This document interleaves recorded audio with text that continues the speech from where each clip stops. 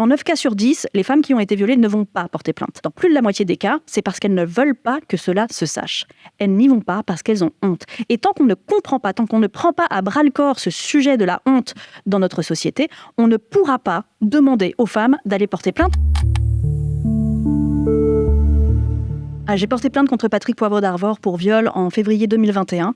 Enquête préliminaire qui a été classée sans suite en juin 2021. Puis j'ai déposé une plainte avec constitution de partie civile en novembre 2021. Et aujourd'hui, l'instruction est en cours. Alors le point de départ de ce livre, Honte, ça a été la fin de l'année 2021 où j'ai passé une année à subir de la honte, de l'humiliation, du déshonneur et beaucoup de culpabilité. Et en fait, j'avais besoin de comprendre ce qu'était vraiment la honte. Donc, j'ai ouvert un dictionnaire au mot de honte. Et là, le dictionnaire m'a dit que si j'avais honte, c'est parce que j'avais commis une faute. Et je me suis dit, ça ne va pas du tout. Parce qu'en fait, j'ai honte d'avoir été victime de violences sexuelles, mais ça n'est en rien ma faute. Alors, la honte, c'est un sentiment assez terrible parce qu'il colle à la peau, il poisse et surtout, il a ce pouvoir, enfin elle a ce pouvoir, la honte, de faire en sorte qu'on se taise, qu'on ait très peu d'estime pour soi-même et qu'on n'ait pas du tout envie de lever le menton, de se lever et de dire stop, ça ne va pas du tout. Et ça, j'ai essayé de le décrypter dans mon livre en expliquant qu'il y a effectivement une triple honte dans ces affaires de violence sexuelle. Déjà, quand on est agressé ou violé, on a honte. C'est-à-dire qu'on se sent responsable parce qu'on a été élevé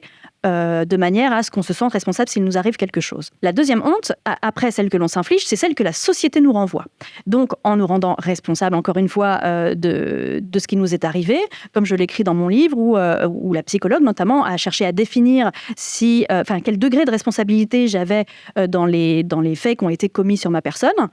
Et il y a la troisième honte qui est arrivée dans mon cas, en l'occurrence, c'est la médiatisation de l'affaire. Et donc là, il y a une humiliation publique qui renvoie une troisième couche de honte et de boue sur soi. Et c'est là que c'est très, très difficile de rester digne. La honte que l'on ressent quand on est victime de violences sexuelles, moi, je n'ai pas de solution pour m'en défaire, donc je ne vais pas donner de conseils. En revanche, ce que je peux essayer de faire, c'est encore une fois d'essayer de définir les contours, de comprendre comment elle est construite socialement, de comprendre comment c'est un outil politique, c'est un outil de domination, la honte, qui est inoculée par un groupe de dominants sur un groupe de dominés, quel qu'il soit. Dans 9 cas sur 10, les femmes qui ont été violées ne vont pas porter plainte.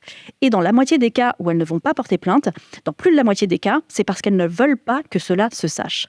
Elles n'y vont pas parce qu'elles ont honte. Et tant qu'on ne comprend pas, tant qu'on ne prend pas à bras-le-corps ce sujet de la honte dans notre société, on ne pourra pas demander aux femmes d'aller porter plainte parce que c'est méconnaître totalement les mécanismes à l'œuvre dans ce genre de situation. Et donc, forcément, s'il n'y a pas de formation des policiers, des gendarmes, des magistrats, des avocats, enfin de tout l'appareil policier et judiciaire, alors ça avance, hein, bien sûr, il y a des progrès qui ont été faits et c'est super et il faut vraiment que ça continue. Mais il y a encore beaucoup d'idées reçues, des stéréotypes dans toutes les couches de la société qui font que, malheureusement, c'est encore difficile d'être reçu quand on porte plainte pour viol. Ce que je dénonce, c'est l'asymétrie qu'il y a entre le mis en cause et la plaignante.